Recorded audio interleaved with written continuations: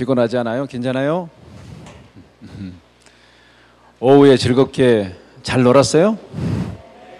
신나게 노는 것은 좋지만 또 이제 밤 시간에 식사 후에 피곤할 텐데, 어제 저녁에 우리는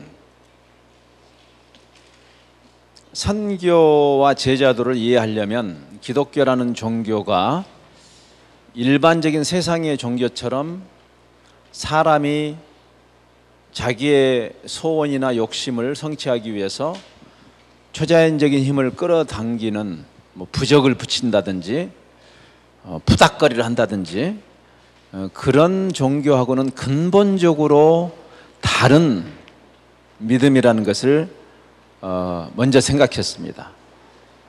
개혁자들이 인본주의적인 종교로, 무당 종교로 전락해버린 중세 암흑기에서 하나님 중심성, 하나님의 영광이란 말이 그런 의미고, 우리가 예배한다는 것은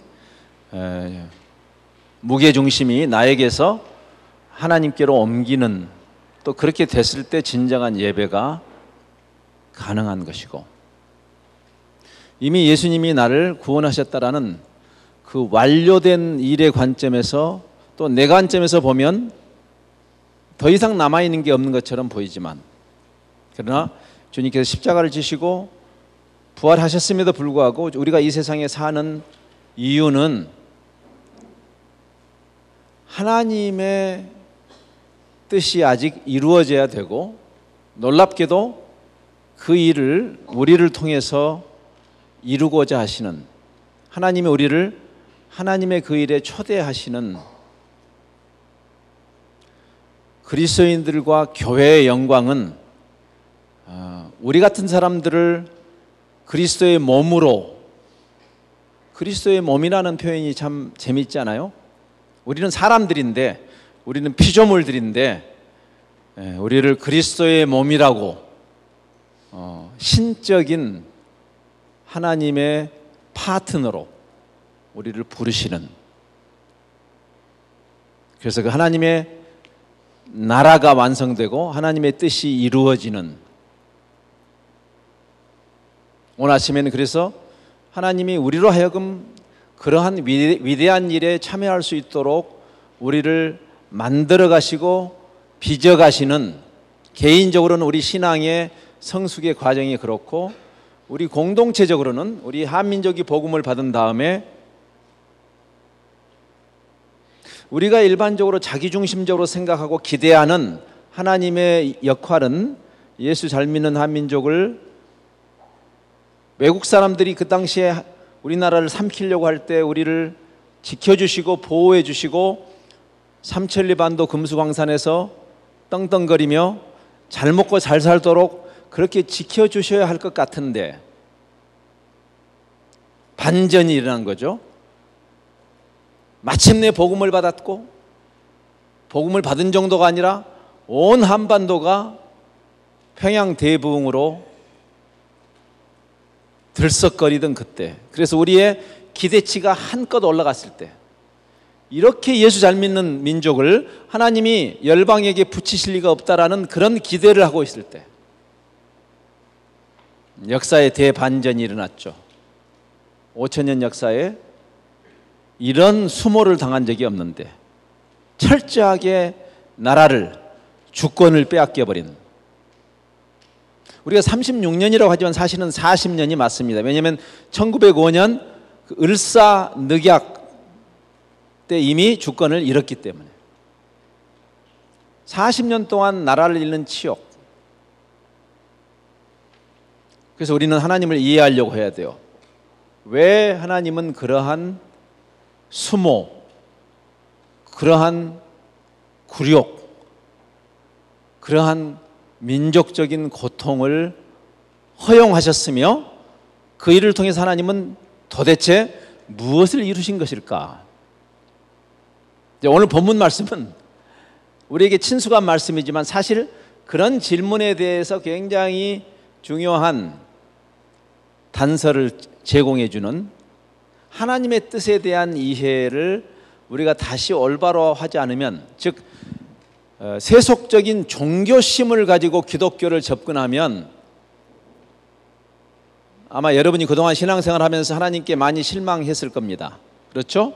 내가 기대하는 그 하나님의 섭리가 나타나지 않고 내가 그렇게 열심히 기도한 대로 하나님은 역사하시지 않는, 하나님의 마음을 좀 이해할 수 없다. 신앙생활 하면서 도대체 하나님은 뭘 원하시는가? 하나님은 무슨 생각을 가지고 계신 분인가? 만사가 하나님의 뜻 안에 있다면, 그래서 우리는 우리의 고집을 가지고 하나님을 설득하려고 하기보다는, 원래 기도는 그런 게 아닙니다. 예수님이 가르치신 기도를 봐도 기도는 내 생각을 가지고 하나님을 설득해서 하나님을 손목을 비트는 일이 기도가 아니라 오히려 하나님의 뜻을 발견하는 통로인 것을 주기도문은 가르쳐 주시죠. 기독교 신앙은 여러분이 말씀을 깊이 묵상하면서, 왜? 말씀이 하나님의 뜻을 우리에게 계시하신 것이니까.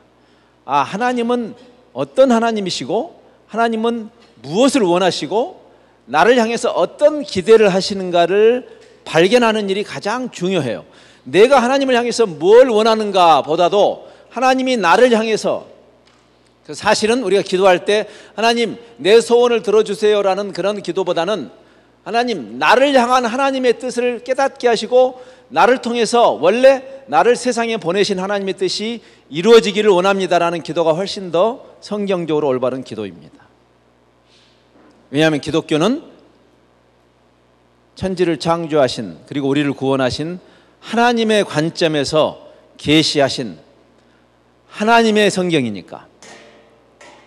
그래서 그걸 빨리 이해하고 우리의 생각을, 우리의 기대치를 그 하나님의 관점에 맞추는 것이 정신 건강에도 좋습니다. 그러면 계속 우리는 하나님께 실망할 것이니까. 개인적으로도 그렇고 신앙 공동체적으로도 그렇습니다. 제가 방금 이야기했듯이 한민족이 복음을 받고 그리고 복음이 부흥했을 때, 그때 우리가 했던 기대와 하나님의 섭리는 맞지 않았던 거죠. 그래서 말씀을 통해서 하나님은 무엇을 생각하셨는가, 그 일을 통해서 하나님은 무엇을 이루셨는가를 깨닫는 것이 건강한 역사를 이해하는 기독교 역사관이죠. 여러분이 어리지만, 아직 젊지만 역사를 보는 눈이 필요한 이유가 여기 있어요. 아우슈비츠의 그 나치 정권 때 수백만을 잔혹하게 죽였던 그 피해자들이 그 아픔이 서려 있는 아우슈비츠를 가면 거기에 그런 글이 있어요. 역사를 기억하지 못하는 사람들은 똑같은 역사의 불행이 그들에게 반복될 것이다. 우리가 역사를 잘 이해해야 되죠. 역사의 하나님이시니까. 하나님이 온 세상의 주관자이고 역사의 주인이시니까. 그래서 하나님의 말씀을 통해서도 우리가 하나님의 뜻을 알지만 역사를 성찰함으로도 하나님의 뜻을 발견하죠. 어떤 분은 그래서 역사를 하나님의 이야기다, His story다, History다, 그렇게 말하기도 합니다. 자, 방금 우리가 몇 가지 질문을 우리에게 스스로에게 던졌어요. 우리가 한민족이니까. 그 질문에 대한 해답을 오늘 본문이 상당 부분 우리에게 보여줍니다. 이 본문은 누가라는 사람이 쓴 두 번째 글입니다. 상식을 하나 알려드릴게요. 신약 성경이 몇 권이죠? 27권이죠. 27권 중에서 13권을 누가 썼죠? 바울이 썼습니다. 그러니까 우리가 책의 숫자로는 신약 성경의 절반을 바울이 쓴 것이라고 말할 수도 있지만, 분량으로 봤을 때 바울 서신은 로마서나 고린도서처럼 긴 것도 있지만 아주 짧은 서도 있잖아요. 그렇죠? 예. 그래서 디도서, 빌레몬서 같은 게 짧잖아요. 그래서 바울이 쓴 13권보다도 더 많은 신약 성경에 글을 쓴 사람이 있는데 그 사람이 누가입니다. 누가복음을 쓴 누가. 딱 두 권을 썼어요. 근데 복음서를 네 사람이 썼잖아요. 마태, 마가, 누가, 요한. 근데 네 사람이 썼는데 지금 우리가 본 이 본문은 누가가 제2탄을 쓰고 있는 첫 부분입니다. 그런 질문이 안 생깁니까? 누가는 왜 4명의 복음서 저자들이 예수님이 지상에서 이 땅에 오셔서 30년을 사신 다음에 공생애 3년을 사시고 성경이 기록된 대로 예언한 대로 십자가에서 우리 인류의 모든 죄를 대신해서 죽으시고 장사 지낸 바 되었다가 사흘 만에 부활하신 그 예수님의 성자 예수님의 그 생애와 사역을 기록한 책이 복음서 4권의 복음서인데 왜 유독 누가는 다시 펜을 들어서 2탄을 썼을까? 그런 생각 해본 적 없습니까? 지금 누가가 2탄을 쓰고 있는 거예요. 오늘 우리가 읽은 본문이 바로 그 2탄의 맨 앞부분이고 왜 자기가 2탄을 쓰고 있는지를 설명하고 있는 내용이에요. 요즘에 글을 썼는데 그 글이 대박이 나면 2탄을 쓰죠. 많은 사람들이. 뭐 드라마도 드라마가 잘 되면 그 다음에 후속을 씁니다. 왜냐하면 그 앞편에 후광을 입고 그 다음에 또 이미 거기에 이미 상당한 사람들이 거기 크레딧을 주기 때문에 제 2탄 하면 사람들이 일단 처음에 좀 보려고 하는 게 있죠. 그렇죠? 누가복음을 쓰고 대박이 터졌을까요? 그런 건 아니죠. 그때는 무슨 뭐 이 책을 출판해서 파는 때가 아니니까 활자가 발명되기 전이니까 뭐 손으로 써서 일부 지도자들만이 성경을 가지고 있던 때죠. 누가복음 1장 1절에 보면 누가복음을 보내는 편지로서 이 누가복음을 쓰는데 받는 사람 수신자 이름이 나오는데 거기에 데오빌로라는 사람이 한 개인, 데오빌로라는 이름을 가진 개인인지 아니면 데오빌로라는 말은 세오필러스, 이 하나님을 사랑하는 사람 또는 하나님이 사랑하는 사람으로도 해석할 수 있는 그런 단어의 조합이니까 그냥 성도들, 하나님을 사랑하고 하나님께 사랑받는 성도들을 상징하는 것인지 그거는 알 길이 없어요. 우리가 천국 가서 물어봅시다. 그거 중요한 거 아니니까. 그럼 천국 가서 물어보세요. 누가 선생님 그때 그 데오빌로가 개인입니까? 그러면 혹시 여기 지금 천국에 와 있겠는데 누굽니까? 좀 만납시다. 뭐 그렇게 물어볼 수도 있겠죠. 근데 그 똑같은 수신자에게 이 사도행전 1장 1절이 데오빌로요. 내가 지난번에 쓴 책 있죠? 누가복음에서는 성자 예수님의 생애와 사역에 대해서 기록했습니다. 어제 우리가 잠깐 생각했지만 그리스도가 이 땅에서 성부 하나님이 성자 예수님을 보내셨죠. 이 땅에 미션입니다. 보내심이란 뜻이에요. 미션이란 말이 하나님의 선교예요. 그래서 하나님의 선교는 하나님에 속한 것, 우리의 선교가 아니라 하나님의 선교예요. 하나님이 하시는 일이에요. 하나님이 성자 예수님을 보내셨어요. 제가 이제 제자도 이야기할 때도 그래서 사람을 낚는 일조차도 사실은 우리가 하는 게 아니다. 내가 너를 사람 낚는 어부가 되게 하겠다 그랬어요. 사람을 낚게 된 그 일이 내가 인본주의적으로 되는 게 아니고 내가 그리스도를 따라가는 과정에서 주님이 나를 효과적으로 사람 낚는 어부가 되게 하죠. 그래서 그 상징적인 사건이 뭐였어요? 맨 처음에 어부인 베드로를 부를 때 고기를 한 마리도 못 잡았는데 예수님이 저쪽에 던져! 그러니까 잡았잖아요. 그 누가 잡은 거예요? 베드로나 어부들이 잡은 게 아니고 예수님이 잡게 한 거죠. 그러나 또 어부들이 잡았어요. 실제로 어부들이 그물을 던져서 손종해서 잡은 거지만 그거는 엄밀히 말하면 주님께서 잡게 하신 그 상징적인 사건. 나를 따라오너라. Follow me. 그러면 내가 너희를 나를 따라오는 그리스도를 닮아가는 그 journey, 그 여정 속에서 세상이 어두움이 빛을 아무리 가리려고 해도 아무리 깜깜한 어둠이 달려와도 빛을 질식시킬 수 없는, 깜깜할수록 오히려 더 잘 됐어. 깜깜할수록 빛이 더 힘을 발휘하잖아요. 그렇죠?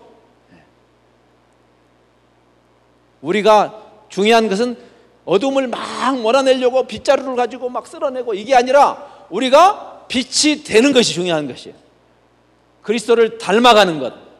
그는 참 빛이었다. 요한복음 1장은 말하죠.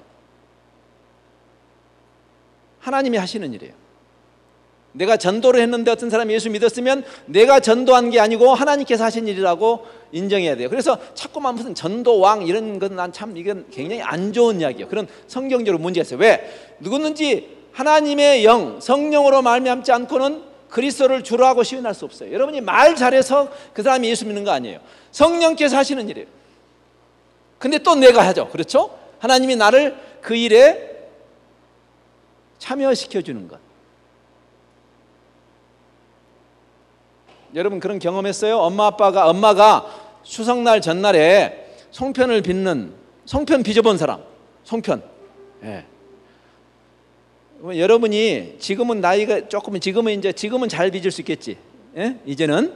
근데 여러분이 한 5살, 6살 때 엄마가 막 송편 빚는데 나도 빚을래 그러면 엄마의 입장에서 도움이 돼요, 안 돼요? 그게 망쳐놓지. 그런데도 송편을 빚게 해줘요, 안 해줘요? 왜? 사랑하니까. 하나님이 근본적으로 하나님의 나라를 이루시는 그 일, 그 일에 우리 교회를, 그리스도인들을 참여시키는 것은 우리의 도움이 필요해서가 아니라 마치 하나님이 힘이 딸려서 우리에게 도와달라고 하는 것이 아니라 사랑의 관계 안에서 마치 어린아이가 엄마나 아빠의 피곤한 하루 일과를 마치고 온 우리 막내가 그랬잖아요. 저를 주물러 주겠다고, 5살짜리가.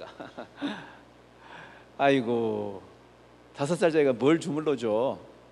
그래도 저는 주물으라고 그러면서 막 시원한 척 하잖아요. 예? 예. 사랑하니까.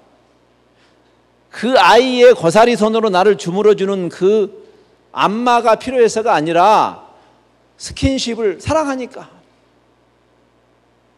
그러면 하나님의 일에 우리를 참여시키는 것이에요. 그러면 내가 지난번에 데오빌러요, 지난번에 쓴 글에는 하나님의 선교, The Mission of God, 라틴 말로 Missio Dei라는 말을 옛날에 어거스틴이라는 신학자가 썼어요. 이미 1600년 전에 선교는 하나님의 것이다. 사람이 열심히 종교적인 활동을 해가지고 하나님의 나라가 완성되는 것이 아니다. 우리가 정신 차려야 돼요. 교회가. 그래서 하나님이 하시는 거예요. 저는 선교사인데 제가 감히 선교를 하겠다고 용기를 낼 수 있는 유일한 이유는 선교가 나에 의해서 좌지우지 되지 않는 것을 믿기 때문이에요. 솔직히 말해서 불가능한 일이에요. 내가 선교사로 일을 하는 것이 이렇게 열심히 하면 세계 복음화가 완성될 것이라는 믿음, 내 마음에 신념이 있어서가 아니에요. 불가능한 일이에요, 사실은. 근데 Mission belongs to God. 하나님의 선교고 하나님이 하실 거라는 믿음이 있기 때문에. 그래서 감히 하는 것이에요. 데오빌러요, 지난번에 쓴 글에는 누가복음에는 하나님의 선교에 있어서 God the Father, 성부 하나님이 God the Son, 성자 하나님을 보내셔서 성자 하나님의 미션을 다 이루신 것을 기록했습니다. 그 말이에요. 오늘 본문에 그 다음에 누가 오시죠? 성령님이 오신다는 얘기가 나오죠. 우리 사도행전 1장 8절은 뭐 다 외웠잖아요. 그렇죠? 네, 다 외웠는데 그 다음 단계가 왔어요. 삼위 하나님의 선교. 삼위 하나님이 선교를 하시는데 하나님이 성자 하나님을 보내셔서 다 이루었다. 다 이루셨어요.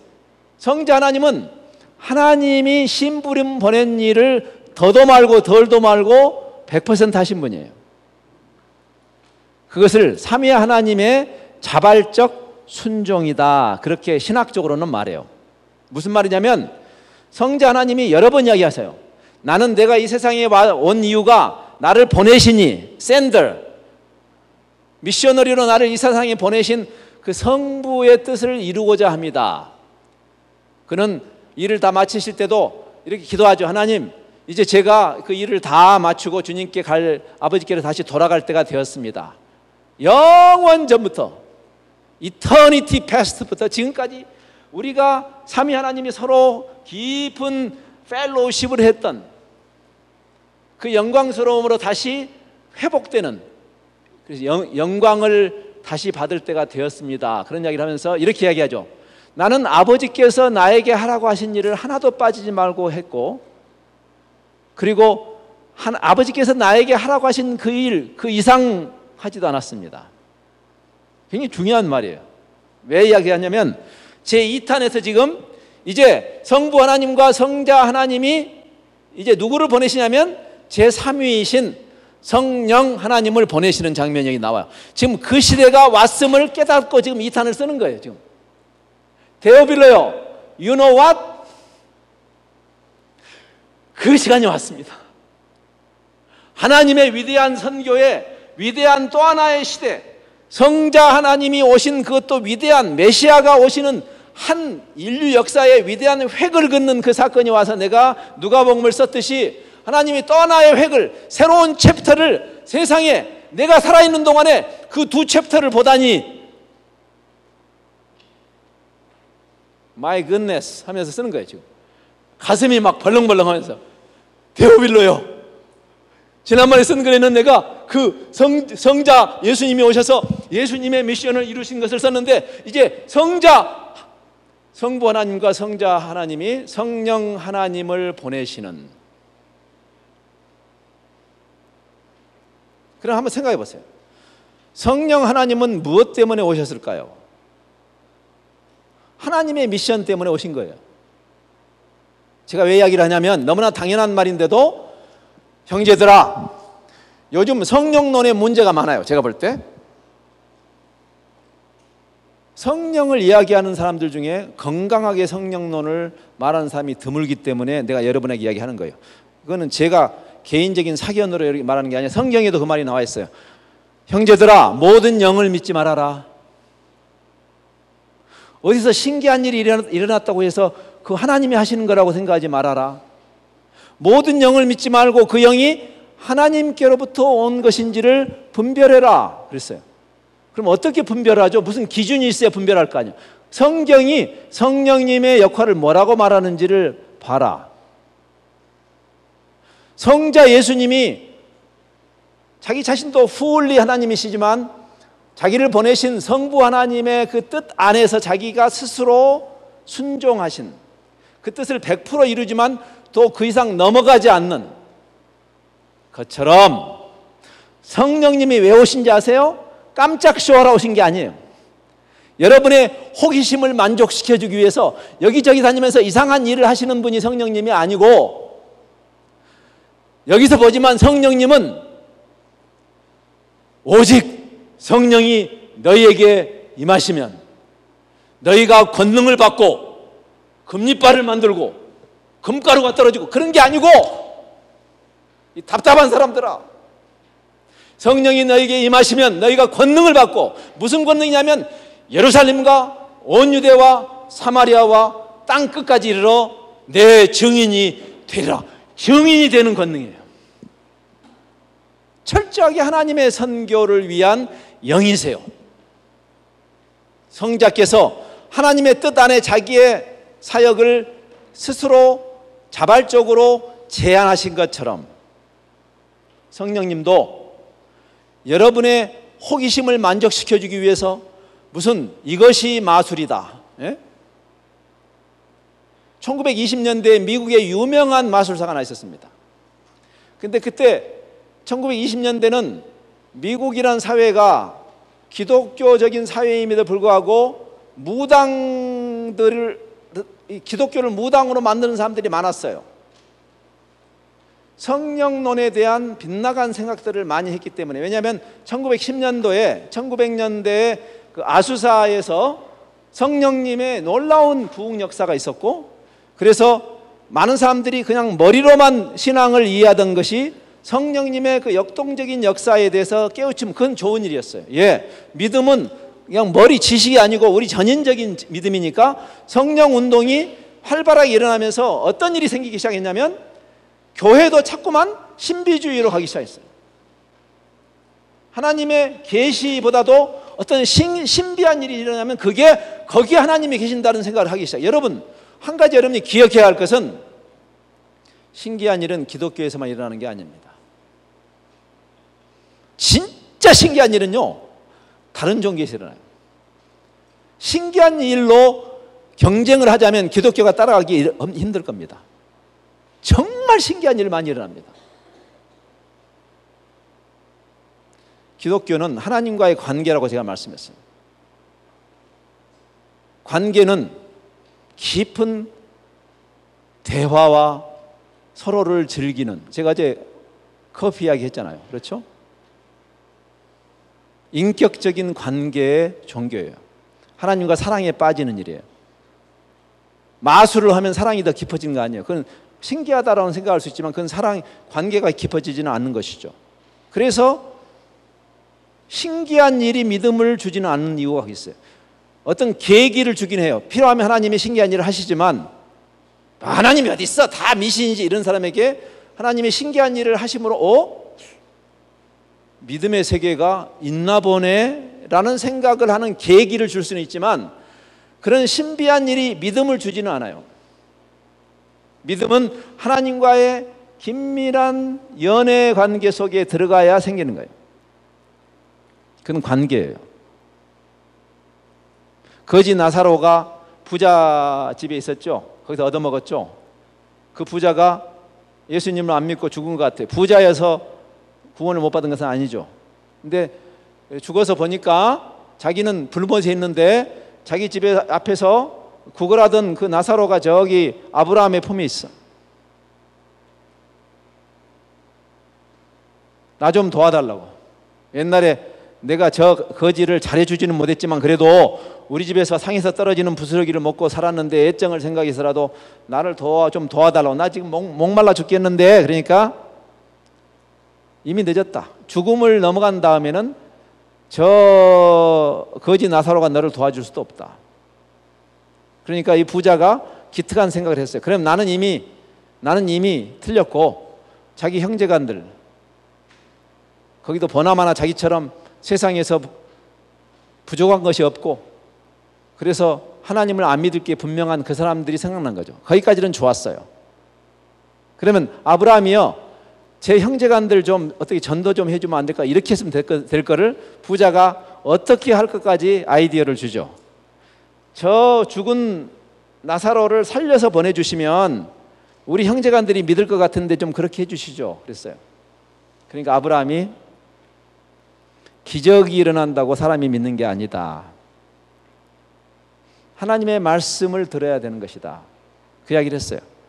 저들에게 모세와 선지자들이 있느니라. 그럴 필요 없다. 그러니까 아직도 이 부자는 깨닫지 못하고 아니 그런 거 요즘 세상에 그 성경 말씀 들어가지고 누가 믿습니까? 근데 죽어버린 저 나사로가 살아가지고 죽음에서 환생해가지고 가면 사람들이 놀라서 믿을 겁니다. 그러니까 아브라함이 야, 그거 한두 번 해본 짓이 아니다. 그렇게 해서 사람이 믿지 않는다. 모세와 선지자들에게 성경 말씀을 듣고도 안 믿는 사람은 별하별 기적이 일어나도 신기하네 하고 말지 그 신기한 일이 사람을 믿게 하지는 않습니다. 예수님이 또 다른 나사로가 있었죠. 예수님이 친구 나사로를 죽었는데 살려냈잖아요. 썩어서 막 몸에서 냄새가 나기 시작하는데 그러면 엄청난 많은 사람들이 예수님을 믿어야 되잖아요. 사람이 살아났는데. 근데 아시죠? 그때부터 예수님을 죽이기로 결심해요. 사람들이. 저거 보나마나 아마 귀신의 힘을 힘입어서 한 걸 거야. 이렇게. 여러분 신기한 일이 일어나면 믿을 것 같죠? 근데 안 믿습니다. 왜냐하면 특별히 이 기독교 신앙은 신비주의가 아니고 살아계신 하나님과 인격적인 교감이니까. 그 하나님께서 우리를 사랑하시듯이 온 인류를 사랑하시기 때문에 하나님의 마음에는 애월하지 그들이 우리가 제자로서 이 축복을 누리는 것처럼 그들이 제자가 되는 것이 하나님의 가슴을 꽉 채우고 있는 아젠다고, 그래서 그분이 이제는 이 마지막 때에 성자의 미션이 끝나고 미션 어컴플리시드, 그렇죠? 이제 마지막 미션이 남아있죠. 그게 뭐냐면 성령의 시대에 곧 교회의 시대에 곧 선교의 시대를 이야기하는 것이에요. 사도행전은 그 이야기예요. 자, 여기서 이제 우리가 여기 중요한, 그래서 성령론을 여러분이 잘 이해해야 돼요. 여러분이 지금 어리지만 건강한 성령론을 붙잡고 있어야 돼요. 하나님의 선교의 완성을 위한 하나님의 미션을 가지고 오신 분이에요.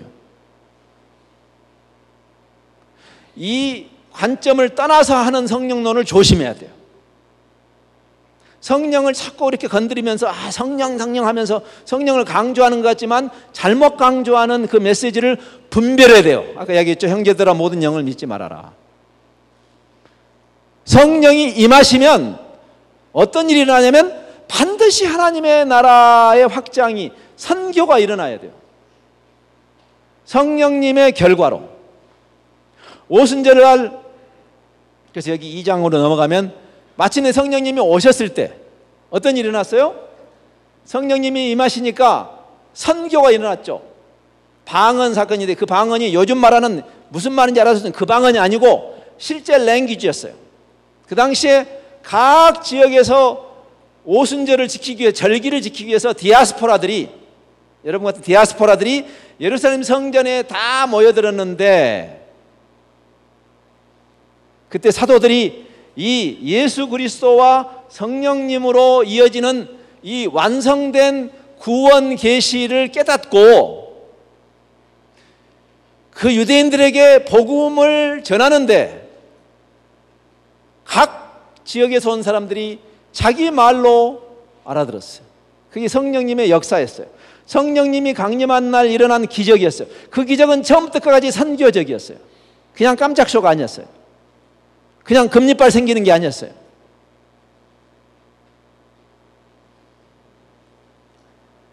신기한 일이 일어나는데 이게 어떤 에너지인가를 분별해야 돼요. 아까도 말한 것처럼 모세와 아론만 지팡이를 던졌더니 뱀이 된 게 아니었죠. 바로의 술사들은 10개나 만들었어. 더 많은 기적을 행했어요. 그러므로 기적이 생겼다고 해서 그게 하나님의 일이라고 말해서는 안 되는 거예요. 세상의 권세 잡은 자들도 힘이 아직은 세요. 그래서 우리가 해야 할 일은 그 영을 분별하는 것인데, 여기 주님께서 아주 명백하게 말씀하셨어요. 누가를 통해서. 예수님이 세상을 떠나시기 전에 여러 번 말씀하셨어요. 성령님이 오시면 그분이 어떤 일을 할 것인가. 그분은 그리스도의 영이시고 그리스도께서 우리에게 말씀하신 것들을 깨닫게 하시고 생각나게 하시고 하나님을 영화롭게 하는 영이고, 단 한 번도 깜짝쇼 이야기가 없었어요. 그분이 오시면 신기한 일이 많이 일어날 거야, 기대하시라, 개봉복도, 그러지 않으셨어요. 성령님의 미션에 대해서 이야기하십니다. 그리고 마지막으로 예수님이 다시 결정적으로 요약하신 장면이 여기 있어요. 성령님이 오시면, 내가 누누이 말했지 형제들아, 야 제자들아, 성령님이 왜 오신지 알아야 된다. 그분은 왜 오시냐면, 오시면 너희가 권능을 받는데 그게 깜짝 쇼하는 권능이 아니고 선교의 영이 오실 것이다. 그 영이 임하면, 그래서 베드로가 성령이 강림한 날 2장에 가보면 설교를 하죠. 설교를. 성령이 임하셨어요. 말세에 내가 내 영으로, 즉 성령이죠, 내 영에게 모든 육체에게 부어줄 거다. 너희의 늙은이들이나 젊은이들이나 상전들이나 종들이나 남자나 여자나 모든 영에게 하나님의 영을 부어주는데, 그 영이 부어지면 어떤 일이 생기냐? 하나님의 뜻이 드러나는 거예요. 하나님이 이걸 원하셨구나. 그러면서 그는 요엘 선지자의 말을 빌면서 이렇게 결론을 내리죠. 누구든지 주의 이름을 부르는 자는 구원을 얻으리라. 성령이 임하시면 우리가 뭘 깨닫느냐면, 신기한 일을 행한다는 게 아니고 성령이 임하시면 하나님의 영이니까 이 성경을 주신 하나님의 영, 성경 이 66권 방대한 계시를 통해서 하나님은 결국 뭘 하시려고 하는가? 누구든지 주의 이름을 부르는 자는 구원을 얻으리라.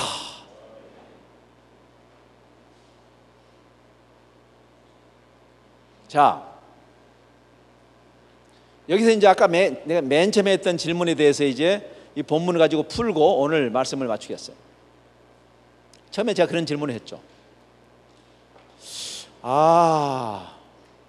기독교는 우리가 개인적으로나 공동체적으로 우리가 예수 잘 믿어서 우리의 소원이 성취되는 종교가 아니고 우리를 통해서 하나님이 하나님의 뜻을 이루시는데 그것도 사랑의 관계 속에서 우리가 하나님이 빚으신 송편에 우리 서툰 손으로 우리도 함께 송편을 빚을 수 있도록 우리를 초청하시는 그런 부르심이구나. 선교적인 부르심이구나.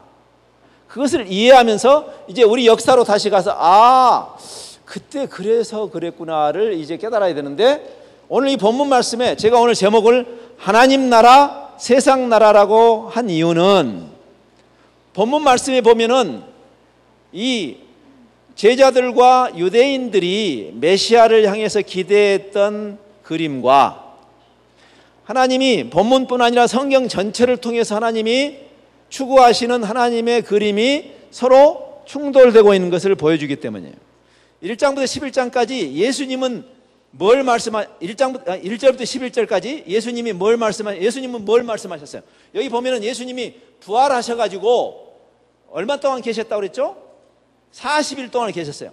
예수님이 부활하셔서 40일 동안 계셨는데 40일 동안 예수님이 하신 말씀이 무슨 말씀이었어요?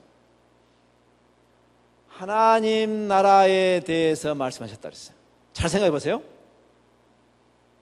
예수님이 40일 동안 계시면서 하신 메시지는, 예수님의 관심사는 예수님이 죽으시기 전에도 지상명령을 통해서 하나님의 나라에 최종적인 하나님의 관심사가 있는 것을 보여주셨고, 주기도문뿐만 아니고 이제 부활하셔서 40일 동안 제자들로 있으면서도 예수님이 무슨 말씀하셨냐면 하나님 나라에 대해서 말씀하셨어요. 자, 반면에 예수님을 향한 제자들의 기대는 뭐였어요? 제자들은 어떤 기대를 가지고 말합니까? 여기서 제자들이 말하는 나라는 어느 나라예요? 이스라엘 나라죠. 이스라엘 나라. 잘 생각해 보세요. 자, 우리가 예수 잘 믿는 대한민국을 왜 하나님이 지켜주지 않았을까요? 정말 이거는 예수님이 배신 때린 거예요, 하나님이? 우리의 관심은 어디 있었냐면 대한민국에 있었어요. 지금 여러분 오해하지 마세요. 우리가 애국하지 말라는 이야기 아니에요. 애국하는 것은 당근이야, 당근. 이방인의 사도로 부름받은 바울도 누구든지 예수 믿는다는 핑계로 자기 가족이나 자기 친척이나 자기 민족을 우습게 알고 민족이 뭐가 필요 있어? 하나님만 위하면 되지. 이렇게 말하는 사람은 안 믿는 사람보다 더 나쁜 사람이라고 그랬어요. 바울도. 여러분이 여러분의 가정을 챙기고 여러분의 부모님을 사랑하고 그리고 여러분의 일가 친척을 향해서 거룩한 부담을 갖고 우리 대한민국을 향한 대한민국 국민으로서 애국심을 발휘하는 것은 당근이라니까. 당근이. 그거는 그냥 상식이야. 그거는 신앙이 없는 사람도 당연히 그렇게 살아야 되고 더더구나 신앙인은 그렇게 살아야 돼요. 근데 문제는 어디 있냐면 우리의 생각이 내가 예수 잘 믿어서 나 잘 되고 우리 가정 잘 되는 정도, 우리 한민족이 예수 잘 믿어서 전 세계 많은 민족 중에 한민족이 우뚝 서고 한류의 바람이 더 세게 불고 지금 국민소득이 2만 불대에서 20만 불대로 올라가고 그게 하나님이 하실 일이라고 생각한다면 여러분은 정말 하나님을 잘못하는 거예요. 지금 여기 영어에 conflict of interest라는 말이 있어요. conflict of interest. 이익의 충돌. 지금 여기 이익의 충돌이 있나요? 자, 이스라엘 사람들은 그리고 제자들은 이스라엘 나라에 대해서 관심이 있었어요. 이해할 수 있어요. 여러분, 우리가 100년 전에 나라를 빼앗길 때 우리가 대한민국을 하나님 구해주세요라고 기도하는 게 잘못된 건 아니에요. 그건 당연하게 해야 되는 거예요. 우리 민족과 요즘 우리가 북한이 지금 위협을 하고 있잖아요. 예? 이거 기도 많이 해야 됩니다, 여러분. 그 기도하지 말라는 이야기가 아닙니다. 예. 지금 한국에 있는 필리핀 사람들을 지금 철수시키려고 필리핀 정부가 하고 있다잖아요. 전쟁 터질 것 같으니까. 심각한 거예요. 그럼 우리가 이런 상태에서 야, 우리는 하나님 나라를 위해서 사는 사람들이니까 뭐 남북한에 전쟁이 일어나든 말든 그런 거 신경 쓰지 말자는 이야기가 아니에요. 당연하게 기도해야지. 나라를 위해서, 민족을 위해서. 그러나 중요한 것은 이것이에요. 어제도 이야기했고 오늘 아침에도 이야기했지만 하나님은 대한민국의 하나님이 아니기 때문에 복음은 한국 복음이 아니고 천국 복음이야. 하나님 나라, 천국 복음이기 때문에 우리의 하나님을 향한 우리의 기대가 우리 가족이나 우리 친척이나 우리 나라에 머물러서는 안 된다 그 말이에요. 지금 이게 문제였어요.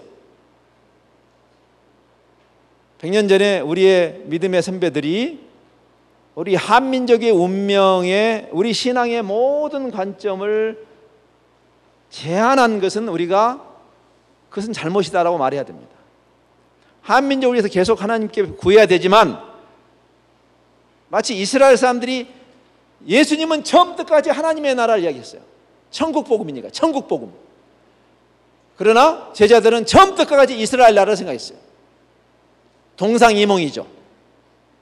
이해할 수 있어요. 우리 100년 전에 우리 선배들 이해할 수 있듯이 인간적으로 이해할 수 있습니다. 우리가 손가락질할 수는 없어요. 그러나 여기에 지금 하나님의 섭리와 우리의 예측이 빗나가는 점이에요. 2000년 전에 예수님이 오셨을 때 우리는 그 당시에 유대인들과 제자들의 생각을 이해할 수 있어요. 왜? 그때 나라를 잃었던 때잖아요. 그렇죠? 로마 제국이 그 팔레스틴을 짓밟고 있을 때예요.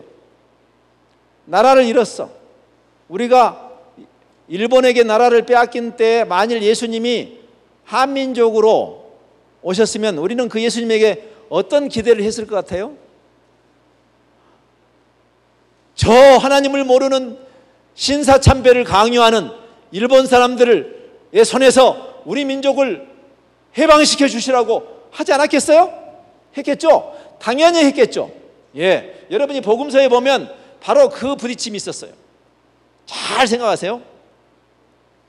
예수님이 드디어 오셨어요.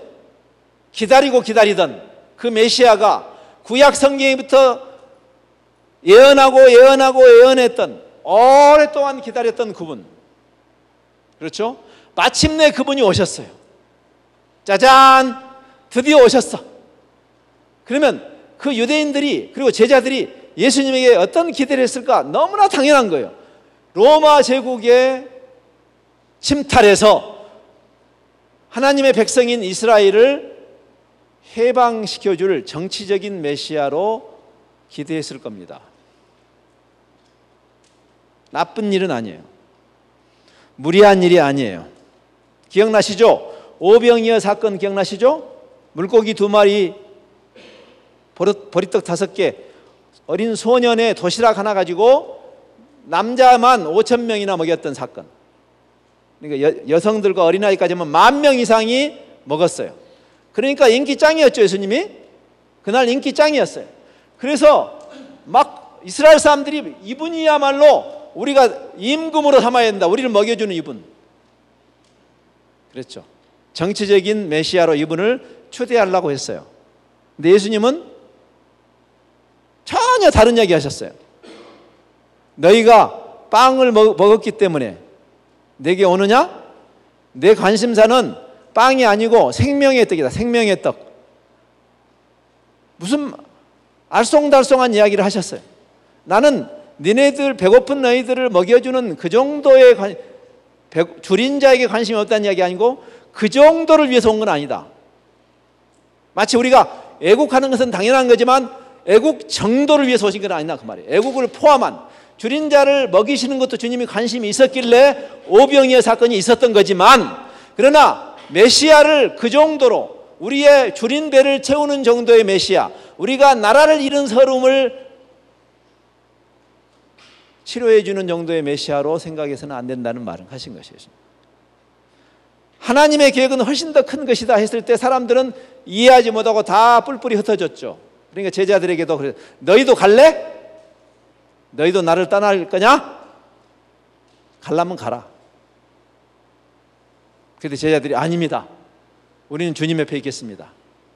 제자들이 그때 군중들보다는 조금 더 성숙한 이해를 한 것처럼 보였지만, 그러나 제자들 마음속에 빼낼 수 없는 기대는 뭐였을까요? 3년 동안 그 피정복자의 서름, 나라를 잃은 백성의 서름이 응어려져 있는 그 사람들 속에 그래도 예수님이 하나님의 아들이시고 메시아로 오셨고 유대인으로 오셨으니 그 거대한 하나님 나라의 일도 물론 하시겠지만 설마 그분이 이스라엘의 해방을 그냥 넘어가지는 않으시겠지라는 기대를 하고 제자들이 3년 동안 예수님을 따라다닌 것이었어요. 그 기대 때문에. 근데 지난 주간에 무슨 일이 일어났어요? 너무나 허망하게 반항 한번 다시 하지 않으시고, 예? 반항이래 봐야 겨우 베드로가 칼을 뽑아가지고 칼도 제대로 못 쓰는 베드로가, 예? 자기는 목을 자르기도 잘라냈는데 귀 하나 자르는, 이게 참 한심한, 예? 무슨 조폭 집단도 아니고 말이에요. 예? 그리고는 십자가에서 죽으셨어. 그러니까 우리가 생각할 때 제자들의 그 낙심, 도대체 예수님은 오셔서 이스라엘 나라를 위해서 무슨 도움을 주신 거예요? 아무런 도움을 안 주. 뭐 이런 메시아가 다 있어? 예? 살림에 보탬이 안 되는 메시아지. 예? 아니 예수님이 오셔가지고, 예수님이 유대인으로 오셔가지고 이스라엘이 뭔 덕을 받냐고요? 사실은 예수님이 오셨을 때보다 예수님이 떠나신 다음에 이스라엘의 형편은 더 나빠졌어요. 아세요? 일본이 한국을 통치할 때 초기에는 그래도 유화 정책을 폈습니다. 초기에는, 예, 일본이 로마 제국을 흉내내느라고 이렇게 어느 정도 자유도 주고 자기들이 점령은 했지만 달래고 어르고 그랬어요. 근데 점점 본심을 드러내가지고 나중에 한국말도 못 쓰게 하고 성도 다 가르라를 하고 일본화로 만들려고 해요. 일본 사람을 만들려고 했어요. 나중에. 그리고 압박 정치를 했어요.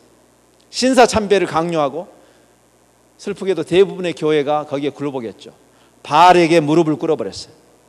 한국 교회가, 그 잘난 한국 교회가. 그랬던 것처럼 로마 제국이 예수님이 처음에 베들레헴에 나셨을 때만 해도 로마 제국은 팔레스틴에 대해서 압박 정치를 하지 않았고 굉장히 자유롭게 일종의 연변 자치구처럼 팔레스틴을 점령은 하고 있었지만 그러나 자유를 주었어요. 그래서 그때 헤롯이라는 왕이 있었죠. 예, 분봉왕 헤롯. 즉 거기에 지방자치제를 시행해가지고 헤롯이 그냥 통치하게 했어요. 특별히 로마를 향해서 반역을 하지 않는 한, 그 전에 중간기에 마카비 형제라는 사람들이 일어나가지고 로마하고 싸웠잖아요. 그런 일이 일어나지 않는 한 그냥 평온하게 힘들지 않게 해줬어요. 근데 메시아가 오셔가지고 독립전쟁을 하고 그래야 될 거 아니에요? 예? 근데 예수님은 도무지 이스라엘이 독립하는 데 대해서 별로 관심이 없고 이상한 이야기만 하시는 거예요. 하나님의 나라, 뭐 생명의 떡, 도대체 이게 살림에 무슨 보탬이 되는 거예요? 그리고 예수님이, 그리고는 허망하게 죽으셨는데 예수님이 죽으실 때는 상황이 나빠졌어요. 예수님이 33년을 사셨는데 33년 동안 이스라엘이 나아지기는 그냥 더 나빠졌어요. 로마가 이제는 막 압박 정치를 하고 총독을 세워가지고, 빌라도라는 총독을 세워가지고, 총독을 세웠다는 것은 뭐냐면 이제 로마가 직접 막 간섭하고 마이크로 매니지를 하고 막 힘들게 하는 그런 상황에서 예수님이 죽으신 거예요. 그러니까 우리가 잠시 하나님의 뜻은 제껴놓고라도 제자들의 마음을 이해할 수 있어요, 없어요? 그들의 실망을 이해할 수 있어요, 없어요? 실망을 이해할 수 있겠죠. 아니 뭐 메시아라고 오셔가지고 나라가 독립하는데 도움은 하나도 안 주시고 오신 다음에 더 나빠졌으니까 이게 뭐 이런 메시아가 다 있냐 그랬겠죠. 그러니까 예수님이 죽으신 다음에 다 허탈해져서 다 실망해서 옛날 직업으로 돌아갔겠죠. 예, 돌아가신 분은 돌아가신 분이 우리는 먹고 살아야 될 거 아니야, 그렇죠? 그래서 다시 고기를 잡으러 가는 거예요. 고기 잡으러 가는 게 당연한 거죠. 뭐 어떤 목사님들은 고기 잡으러 갔다고 막 욕하는 분들이 있는데 그러면 어떻게 할 거예요? 먹고 살아야 될 거 아니야. 돌아가신 분이요. 예. 코가 쭉 빠져가지고. 자, 사도행전은 어떻게 시작되죠? 근데 그 예수님이 살아나신 거예요. 여러분 한번 생각해 보세요. 여러분 그 당시 제자들의 입장이었으면 대박이지, 대박. 예. 와우. 예수님이 돌아가셨을 때 그 허탈감, 그때 우리가 천국 가서 확인해 봐야겠지만 베드로가 아마 그래서 제자들 앉아가지고 그랬을 거예요. 푸념하면서 아이씨 정말 이거 뭐야 도대체. 지난 3년이 주마등처럼 스쳐갔겠죠. 지난 3년 허송세월했구나. 에? 고기나 더 많이 잡아서 돈이나 벌걸. 나는 그래서 엠마오 도상의 그 제자들이 그런 이야기 하잖아요. 우리는 그가 이스라엘을 구원하실 분이라고 기대했었다. 그렇게 이야기했어요, 분명히. 그렇죠? 엠마오로 가는 제자들이 우리는 그분이 이스라엘을 해방하실 분이라고 생각했는데 그냥 허탄하게 허망하게 죽으셔 버렸다고. 아마 베드로 같으면 이런 말을 했을 것 같아요. 아이고 3년 그냥 헛고생했구나. 그냥 군대 갔다 온 셈 치자. 뭐 이렇게.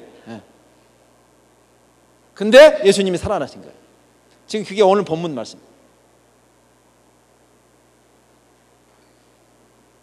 제자들이 다시 예수님 주변에 모여들었죠. 지금 오늘 본문의 이야기죠. 자, 여러분이 그 당시 제자 중에 한 사람이었으면 어떤 기대를 했겠습니까? 어떤 기대를? 그러면 그렇지. 우리가 틀린 게 아니었어. 사망의 권세를 깨뜨리고 부활하신 주님 짱이야, 짱. 때가 왔다. 이제 예수님이 사망의 권세를 깨뜨리는 그 능력으로 하실 일이 있다. 뭐예요?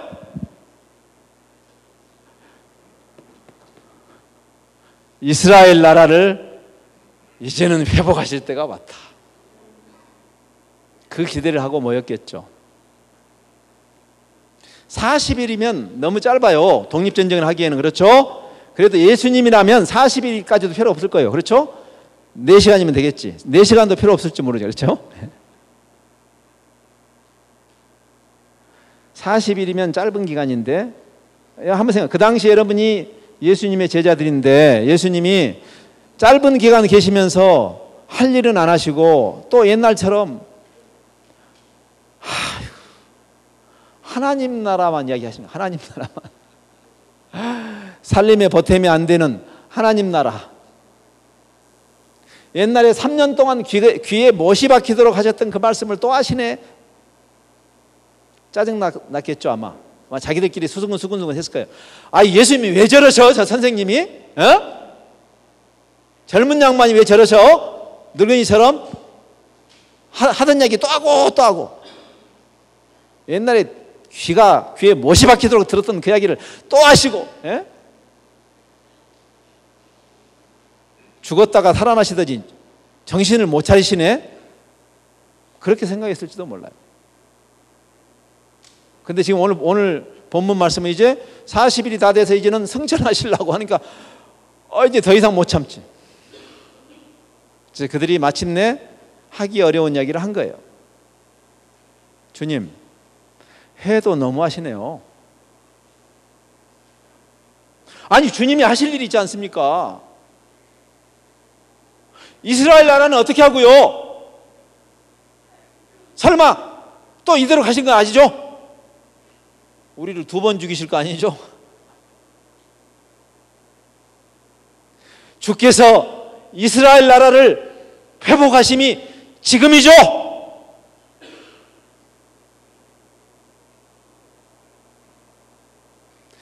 여러분 이것은요 우리 신앙생활에서도 계속 일어나는 이야기입니다. 제가 아까 그 이야기 했어요.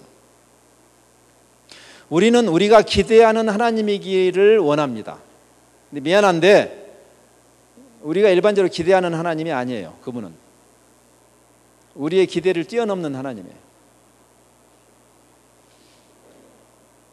하나님이 무슨 마음이 고약하신, 남을 고통을 줘가지고 고통을 받는 거 보면 쾌감을 느끼는 그런 변태 하나님이 아니고, 하나님은 여러분을 사랑하시고 여러분이 잘 되기를 바라는데, 여러분이 생각하는 아이디어보다도 하나님이 생각하는 아이디어가 훨씬 높아요. 제가 어제 그런 이야기 했죠. 우리가 소요리 문답을 할 때 인생의 본분이 무엇입니까? To glorify God, 하나님을 영화롭게 하는 것입니다. 그러면 그 말이 우리가 그냥 종처럼 그래 내가 피조물인데 내가 내 욕심 채우겠어, 그냥 하나님이 내 주인이니까 하나님이 원하는 대로 그냥 종으로 살라고, 그런 말이 아니잖아요. 제가 송편을 빚는데 우리 막내딸 3살 4살 되는 막내딸을 참여시키는 것은 걔를 부려먹으려고 하는 건 아니잖아요. 사랑 때문에 하는 거잖아요. 즉 내가 하나님의 영광을 위해서 산다는 것이 하나님은 기쁘고 나는 힘든 그런 게 아니고, 애시당초에 하나님이 우리를 어떻게 만드셨냐면, 하나님 우리를 만드실 때 우리가 하나님의 영광을 위해서 살도록 만드셨기 때문에, 우리가 그렇게 살 때 비로소 우리가 만족을 누리고 비로소 우리의 포만감을 느끼고 바로 이것이다 라고, 우리가 생각하는 것보다 훨씬 높은, 그래서 거기 소요리 문답이 됐어요.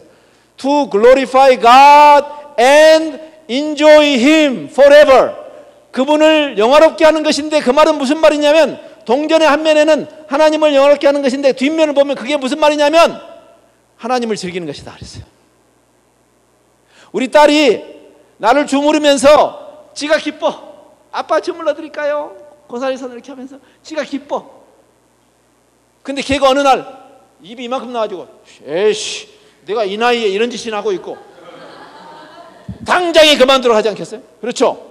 여러분에게 지금 여러분에게 하나님이 여러분을 부려먹겠다고 지금 여기 지금 힘든데 여기 와가지고 여기서 여러분 지금 밤에 잠도 안 재우고 새벽같이 막 깨우고, 하나님이 여러분을 지금 학대하면서 여러분이 하나님의 이상한 쾌감을 느끼는 그런 이상한 변태가 아니고, 하나님은 여러분에게 최고의 것을 주고, 여러분이 생각할 수 있는 것보다도, 즉 이스라엘 나라의 회복 정도가 아니라 하나님의 나라라는 어마어마한 일에 우리를 참여시키는 것이에요. 근데 우리는 이렇게 말하죠. 하나님 나 위대한 거 필요 없으니까 나는 그냥 가늘고 길게 살게요. 가늘고 길게 살게요. 그럼 하나님이 그래 가늘고 길게 살아라 그럴 것 같아요? 여러분, 제가 인도네시아에서 우리 새 아이를 공부를 시켜야 될 거 아니에요. 그렇죠? 우리가 정글 속에서 있으니까 나는 일을 하지만 새 아이는 어떻게 해야 될 거예요? 거기 학교가 있는 것도 아무것도 없는데, 여러분이 공부하는 거 즐거워요? 안 즐거워요? 별로 안 즐겁죠? 공부하는 거 즐겁다는 애들은 조금 이상하다고 저는 생각해요. 사실은 재미없어요. 사실 공부 재미없는데, 다만 여러분이 공부를 즐거워할 수 있는 요령을 찾아야 돼. 근데 한번 생각해 보세요. 여러분은 그래도 공부를 해야겠다라는 동기유발이 됐어요. 모티베이션이. 왜? 여러분 친구들이 다 공부하니까. 또 세상에서 기본적으로 공부를 많이 할 필요는 없을지 모르지만 최소한의 이 세상에서 자기가 역할을 하면서 자기 하나님이 주신 그 은사를 쓰면서 살 수 있으니까. 근데 주변의 친구들도 다 공부하니까 여러분은 공부하는 게 당연하게 생각하기 힘들지만, 근데 우리가 인도네시아 정글에서는 우리 새 아이들을 공부시키는 게 보통 힘든 일이 아니었어요. 왜? 아무도 공부 안 하는데 우리 새 아이들만 공부하니까. 그러니까 우리는 왜 공부해야 되냐고. 우리 애들이 매일같이 데모야, 데모. 저는 그 성경을 번역하는 일을 하니까 저는 그 사역을 하고 있고, 제 아내가, 우리 새 아이의 엄마가 새 아이를 앉혀놓고 공부를 시키는 거예요. 홈스쿨링을 하는 거예요. 엄마가 담임 선생님이고 내가 교장 선생님이고 그랬어요. 근데 마을 아이들은 아침부터 이제 우리 애들하고 놀려고 우리 집 밑에서 기다리고 있어. 지네끼리 막 놀면 노는 소리가 들려 거기서. 그리고 놀자 하면서 기다리고 있는 거예요 지금. 그러면 우리 아이는 마음이 콩밭에 가 있지. 특별히 우리 큰아이. 지금은 이제 30대 중반이 되어버렸지만 걔가 제일 문제, 걔가 제일 문제야. 걔가 갸루상이야 걔가. 근데 걔가 나는 왜 공부해야 돼? 매일같이 그러네 걔가. 그럼 이제 엄마가 이야기하죠. 얘야, 공부를 해야, 지금 네가 공부가 힘들어도 네가 공부를 해 나중에 뭐 행복하게. 그러면 쟤들은 공부 안 해도 행복한데? 아니 그게 아니고 하나님이 너희를 보내신 그 모든 그 포텐셜을 풀리 드러내서 사회에서 자기 역할을 하고, 여기 사는 어른들은 공부 하나도 안 해서 다 자기 역할 잘하는데 이게 뭐 안 되는 거예요. 에? 나 그냥 공부 안 할 테니까 그냥, 그러면 그럽니까? 나중에 엄마 아빠 그래 그냥 타잔으로 살아라. 그럴 엄마 아빠가 어디 있어요? 그 아이가 지금 이해를 못해. 지금은 이해를 잘 못하는데 여러분이 하나님께, 하나님 나 대충 믿고 나는 그냥 가늘고 길게 살 거니까 무슨 하나님의 나라를 위해서 나를 쓰거나 그러실 필요 없습니다. 그냥 저 없는 셈 치시고 그냥 길게만 살게 해주세요. 하나님 길게만. 그러면 그래 그렇게 살아라 하실 하나님이 아니라 그 말이야. 왜냐하면 하나님이 여러분을 예수님을 주실 만큼 사랑하셨기 때문에 절대 포기할 수 없어요. 근데 여러분이 지금 우리 큰아이들이, 새아이들이 다 지금 얼마나 고마운지 아세요? 우리한테? 그때 우리를 그때 내가 공부 안 하겠다는 것을 그래 그냥 타잔으로 살아라 나가서 애들이 막 활 들고 창 들고 와서 기다리고 있어요. 사냥 가자고 밑에서. 그런 삶이 좋긴 좋아요 사실. 그러니까 오후에는 나가서 사냥하고 생활비도 안 들었어 우리는. 애들이 다 나가서 먹고 오니까. 근데 사랑하니까 지금 아직 이해를 못해도 히브리서에 있는 것처럼 하나님께서 우리가 믿음이 어릴 때는 우리를 디시플린을 해가지고 필요하면 매도 때리고, 그럼 좀 하나님도 편하고 나도 편하게 좀 삽시다 그런다고 해서 그냥 타잔으로 살아라 그렇게 하지는 않는다 그 말이에요. 사랑하니까. 지금 그 아이들이 그러니까 그때 그 힘든 과정을, 여러분 지금 공부가 힘들어도 그 과정을 겪어서 나중에 지금 어엿한 사회인으로서 자기 역할을 하면서 살고 있는 거예요. 예? 그러니까 늘 감사하죠. 그때 엄마 아빠가 그 열악한 환경 속에서도 우리를 포기하지 않고 최소한의 공부를 시켜주셔가지고 우리가 지금 사회인으로서 제 역할을 하고 살고 있습니다. 어머니 아버지 감사합니다. 지금 그런다고. 근데 그때 만일 걔들이 그냥 나는 가늘고 길게 살게 해서 그래 그냥 타잔으로 살아 그랬으면 지금 어떻게 됐을 것 같아 걔들이. 예? 하나님께서 여러분이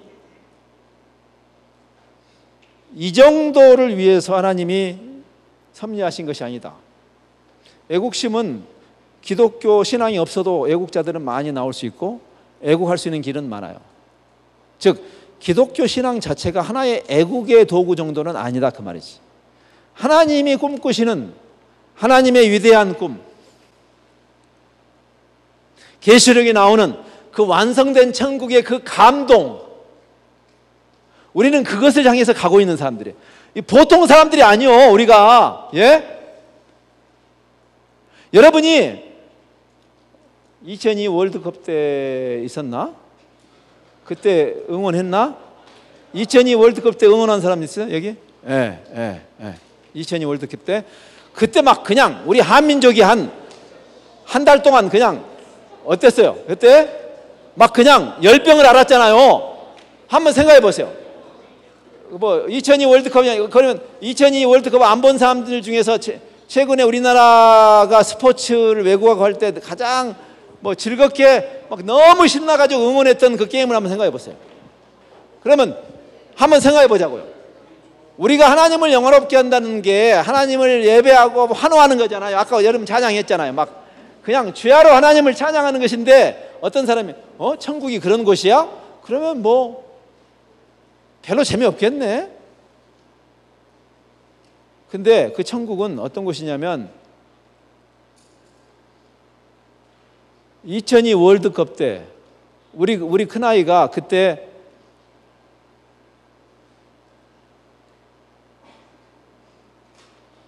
그 한국 게임 몇 개를 봤어요.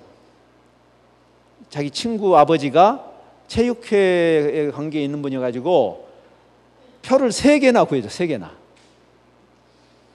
우리 아들이 2002 월드컵 때 표를 3장을 봤어. 한국 팀이 경기하는 거. 자기 생애에 걔가 80년생인데 81년에 한국을 떠난 거거든요. 돌쟁이 때. 평생을 밖에 있다가 고등학교 때 한국을 갔으니까 얼마나 힘들었겠어요. 한번 생각해 보세요. 그래가지고 한국에 대해서 마음이 다쳐가지고 자기는 지금은 내가 아직 고등학생이면 미성년자니까 내가 할 수 없이 한국에 산다마는 자기가 성인이 되는 순간 자기는 한국을 미련 없이 떠나겠다고 늘 그랬어요. 자기가. 나는 한국에서 안 살 거야. 나는 한국이 싫어. 그랬어요. 걔가. 이해할 수 있죠. 사실 뭐 평생을 밖에 살던 애가 한국 고등학교로 왔으니 얼마나 힘들었겠어. 도시락 3개 싸가지고 새벽에 가서 밤 12시에 들어오니 이게 무슨 감옥이야. 이게 학교야. 이게 도대체 이게. 에? 너무 힘들었던 거죠. 근데 그 아이를 한국의 정을 붙여준 게 월드컵이에요. 2008년 월드컵, 2002년 월드컵. 근데 걔가 그 친구 아버지가 표를 줘가지고 우리 한국이 그 이탈리아전 기억나시죠? 이탈리아전. 에? 그때 안정환이가 이렇게 하고 그냥 이렇게 하면서 가지고 자기가 그 현장에서 그것을 본 그 감동은 자기는 평생 그 감동을 잊을 수 없다고 지금도 그래요. 그럼 한번 생각해 봅시다. 내가 왜 이야기를 했냐면 여러분 천국이 따분한 곳일 것 같아요. 여러분 그까짓 대한민국 대표 축구팀만 응원해도 여러분 우리가 대한민국 짝짝짝짝짝 하면 박지성만 기쁩니까? 예? 대표팀만 기뻐요? 우리가 더 기뻐. 가슴이 터질 것 같아 그냥. 예? 아니 우리 대표팀을 향해서 일종의 영광을 돌리는 거죠. 그냥 우리 대표팀 그냥 막 대표팀 향해서 환호하고 찬송하는 일종의 찬송하는 거잖아. 그게 예? 그냥 영광을 돌리는 건데 영광을 돌리면 대표팀만 기쁘냐고. 우리는 더 기쁘죠. To glorify God and to enjoy Him forever. 하나님을 영화롭게 한다는 것은 하나님을 즐기는 것이에요. 우리 대표팀을 응원한다는 것은 대표팀을 즐기는 것이에요. 천국은 여러분 그까짓 월드컵 하나 경기해도 평생 잊을 수 없는 감동이 있는데 천지를 창조하신 하나님을 둘러싸고 천군 천사가 반주하는 그 오케스트라에 맞춰서 아담 이래로 구원받은 모든 사람들이 모여가지고 그냥 그 감동은 상상을 절하는. 하나님은 그 단계까지 여러분이 그 기쁨까지를 누리기를 원하신다 그 말이에요. 여러분이 그냥 가늘고 길게 사는 거 그렇게 해서 인생을 웨이스트하지 않도록 낭비하지 않고 여러분이 아무리 지금 이해하지 못해도 그렇잖아 나는 너를 사랑해 네가 힘들어도 이 과정을 넘어가. 왜냐면 이것만 넘어가면 진짜가 있어. 같이 하자. 조금만 더 해봐. 그래 할 수 있어 너는 하고 여러분을 지금 하나님께서 격려하시고 때로는 책망하시고 가자. 야 여기서 그냥 주저앉지 마라. 그 정도를 위해서 내가 너를 부른 거 아니야. 하나님 나라를 위해서 우리가 잠시 사는 이 짧은 인생을 어떤 형태로든지 하나님의 나라를 위해서 쓰임받을 수 있다는 것이 특권이에요. 그래서 목사님이 열심히 목회하고 선교사가 열심히 선교해서 하나님이 우리한테 빚지는 것이 아니고 그렇게 잘못 생각하는 사람도 많아요. 하나님이 우리를 앵벌이 보내시는 게 아니라니까. 예? 하나님을 위해서 앵벌이 하지 마세요. 앵벌이가 뭔지 알지? 너무 어려운 단어를 썼나? 나중에 물어봐, 다른 사람한테. 하나님을 즐기라니까, 하나님을 사랑하니까 하나님이 원하시는 일을 하고 싶어서 막 미치겠는 거지, 그냥. 예? 하나님을 사랑하니까 하나님이 사랑하는 사람들이 사랑스러워요. 그렇게 됩니다. 콩깍지가 쉬우니까. 예? 내가 내 아내하고 사랑에 빠지니까 처가 식구들이 그렇게 좋아. 포근해. 우리 식구 같아. 왜? 내가 내 아내를 사랑하니까 내 아내가 자기 목숨보다 더 사랑하는 처가 식구들, 안 믿는 처가 식구들까지도 그렇게 사랑스럽더라고. 왜? 내가 아내를 사랑하니까. 사랑의 동인이죠. 율법이 아니라 내가 너에게 분부한 모든 것을 가르쳐 지키게 하라는 말은 그런 말이에요. 율법을 주신 게 아니에요. 하나님을 사랑한 나머지, 예수님을 사랑한 나머지, 예수님이 원하시는 일을 다 기꺼이 하게 되는 데까지 가야 된다. 그래야 그때 최고의 만족감이 있다. 그때 이것이야. 나는 여러분이 그 단계까지 가기를 바랍니다. 하나님이 여러분을 그 단계까지 가기를 원하세요. 그래서 세상 나라 정도를 생각했던 그 제자들에게 하나님 나라, 이어지는 사도행전은 바로 그 깨달음을 가진 변화된 제자들의 이야기예요. 아십니까? 여러분이 그 깨달음이 필요해. 비록 젊고 어리지만 지금부터 그 깨달음을 가져야 돼요. 제가 어제 말한 것처럼 무슨 다 때려치고 어디 선교지로 가라는 얘기가 아니라 여러분 중에서는 그 사랑이 넘쳐서 그쪽으로 가는 사람도 나오기를 바라지만 그게 안 가도, 여러분이 여기 있어도, 여러분이 한국에 돌아가도 어디 있든지 사방이 선교지야. 그냥 다 복음이 있는 모든 사람이 선교사고 복음이 없는 모든 곳이 선교지이죠. 여러분이 어느 누구도 선교적인 부르심 앞에서 제외된 사람이 없어. 왜? 성령이 임하셨으니까. 너에게 성령이 임재하시니까. 성령의 권능이 우리 개인에게 무슨 람보처럼 생긴 게 아니고 성령 안에 그 권능이 있으니까. 그 성령은 이미 오셨으니까 너희가 이제 그 성령께서, 우리 안에 거하시는 성령께서 우리를 예수님을 따라가도록, 예수님을 닮도록 우리 안에 간절하게 우리를 위해서 중보하시는 성령님이 계시니까. 그리고 그 예수님을 너무너무 사랑하는 그 사랑이 깊어지면서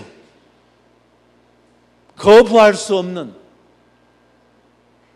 하늘의 빛이 우리를 통해서, 우리가 그 빛 자체는 아니죠. 예수님이 참 빛인데 그 빛이 우리를 통해서 반사되는, 세상을 주님께 인도하게 되는, 열방을 보듬게 되는, 저 사람들과 내가 무슨 상관이 있냐라고 말하지 않고 저분들을 주님이 사랑하시고, 내가 차가댁 하고 내가 무슨 상관이 있어요. 나는 정씨고 내 차가댁은 이씨인데 이씨하고 정씨가 뭔 상관이 있냐고. 근데 상관이 있더라고. 내가 이씨하고 사랑에 빠지니까 이씨하고 상관이 있더라고. 내가 하나님하고 사랑에 빠지니까 하나님 나라가 내 나라가 되는 것이에요. 그냥 대한민국 정도가 아니라 온 세상이 내 나라가 되는 것이에요. 그 위대한 천국 백성의 정체성을 가지고 지금 여러분을 그 선교적 여정으로, 디아스포라의 과정으로 보내신 하나님의 그 뜻을 이해하고 억지로가 아니라 기쁨으로 신이 나서, 야, 저는 오늘도 아침에 여러분이 오후에 운동할 때 이 동네 한 1시간 반 걸었습니다. 근데 저는 항상 어린아이와 같은 그런 설렘이 있어요. 왜? 안 가본 데 돌아다니는 걸 저는 늘 좋아하니까. 저는 이 동네 가면서 늘, 자, 저 골목을 뒤에는 뭐가 있을까? 저 골목 뒤에는 뭐가 있을까?